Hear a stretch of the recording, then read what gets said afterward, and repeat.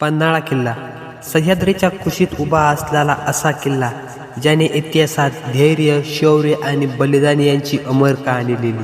कोल्हापूर जिल्ह्यात समुद्रसपाटीपासून सुमारे 31 ते 20 फूट उंचीवर वसलेला हा किल्ला फक्त दगडांचा ढीग नाही तर मराठा इतिहासाचा जिवंत साक्षीदार आहे. आजही पन्हाळ्यावर उभा राहिलं की असं वाटतं जणू इतिहास आपल्या भोवती फिरतोय. पन्हाळा किल्ला आकाराने खूप मोठा आहे. महाराष्ट्रातील सर्वात मोठ्या किल्ल्यांपैकी एक म्हणून त्याची ओळख आहे. इतका विस्तार की किल्ल्याचा एक टोकावरून दुसऱ्या टोकापर्यंत जायला बराच वेळ लागतो. म्हणूनच हा किल्ला लष्करी दृष्टिकोनातून फार महत्त्वाचा मानला जायचा. इथून संपूर्ण परिसरावर नजर ठेवता येत असे आणि शत्रूची चाहूल लांबूनच लागत असे. पन्हाळा किल्ल्याचा इतिहास फार जुना आहे. हा किल्ला मुळातच शिलाहार राजांच्या काळात बांधला गेला असं मानलं जातं. पुढे यादव, बहमनी, आदिलशाही आणि शेवटी मराठी असे अनेक सत्तांच्या ताब्यात हा किल्ला राहिला. पण पन्हाळा खऱ्या अर्थाने इतिहासात आजमार झाला तो छत्रपती शिवाजी महाराजांच्या काळात. 1959 साली छत्रपती शिवाजी महाराज पन्हाळा किल्ला आदिलशाहीकडून जिंकून घेतला. हा विजय सोपा नव्हता. पन्हाळा किल्ला जिंकणं म्हणजे संपूर्ण दक्षिण महाराष्ट्रावर नियंत्रण मिळवणं. महाराजांना याची पूर्ण जाणीव होती. म्हणूनच त्यांनी पन्हाळा जिंकण्यावर तिथे मजबूत संरक्षण उभा केलं.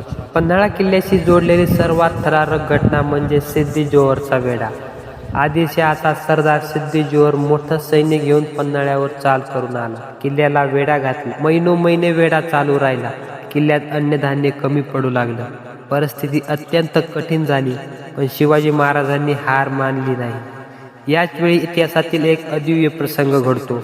पन्हाळ्याहून विशाळगडाकडे जाण्याचा मार्ग धाडसी निर्णय महाराजांनी घेतला. ही सुटका म्हणजे साधी पलायनी नव्हती तर शत्रूला चुकून केलेली रणनीती होती. मुसळधार पावसात अंधारात मोजक्या मावळ्यांसह महाराज पन्हाळ्याहून बाहेर पडले. या प्रसंगी बाजीप्रभू देशपांडे यांचे बलिदान इतिहासात अजमार झालं. गोडकिंडीत बाजीप्रभूंनी थोड्या मावळ्यांसह सिद्दी जोहरच्या सैन्याला रोखून धरलं. तोपर्यंत महाराज विशाळगडावर सुरक्षित पोहोचले. तोफेचा आवाज येईपर्यंत लढायचं वचन बाजीप्रभूंनी पाळलं.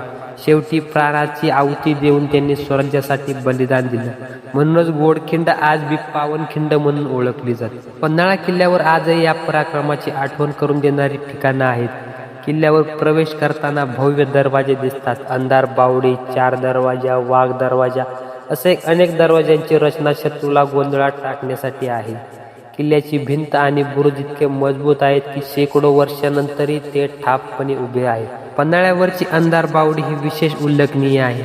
पाण्याची सोय असलेली ही बावडी इतकी खोल आणि अंधारलेली आहे की दिवसा सुद्धा आत अंधार असतो. किल्ल्याला दीर्घकाळ वेढा पडला तरी पाण्याची कमतरता भासू नये यासाठी अशी व्यवस्था केली गेली होती.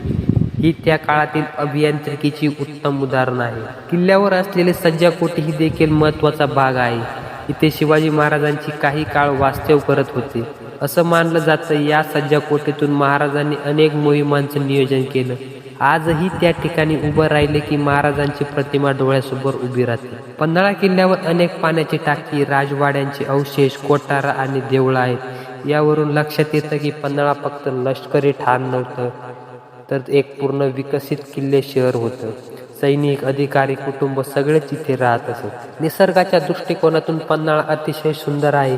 पावसाळ्यात संपूर्ण किल्ला हिरवळीने नटलेला असतो. ढग किल्ल्यांच्या भित्तींना येऊन टेकतात. कधी कधी तर ढगांमध्ये चालतोय असं वाटतं. हिवाळ्यात हवामान आल्हाददायक असतं तर उन्हाळ्यातही पावसाळ्याची उंची थंडावा देते. पन्हाळ्यावरून दिसणारा परिसर फार भव्य आहे.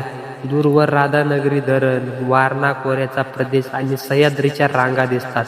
हे दृश्य पाहिल्यावर लक्षात येतं की महाराजांनी किल्ल्याची निवड किती विचारपूर्वक केली होती. पन्हाळा किल्ला आपल्याला एक मोठा धडा देतो.